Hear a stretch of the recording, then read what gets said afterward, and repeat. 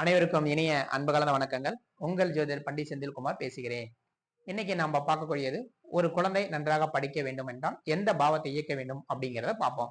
ஒரு குழந்தை நல்லா படிக்க வேண்டும் என்றால் லக்னத்துக்கு 2ஆம் பாவம் தான் குழந்தை படிக்கக்கூடிய பாவத்தை குறிக்கக்கூடிய பாவம்.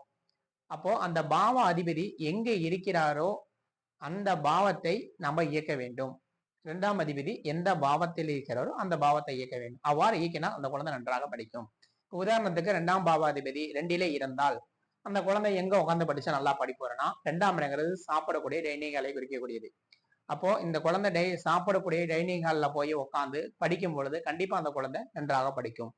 அப்போ நம்மளுடைய ஜாதகத்தை பார்த்து 2ஆம் பாவாதிபதி எந்த பாவத்தில் இருக்கிறாரோ அந்த பாவத்தில் அந்த இடத்தில் நம்ம வீட்டுல உட்காந்து படிக்கும் பொழுது கண்டிப்பா உங்க குழந்தை நன்றாக படிக்கும். சரிங்களா?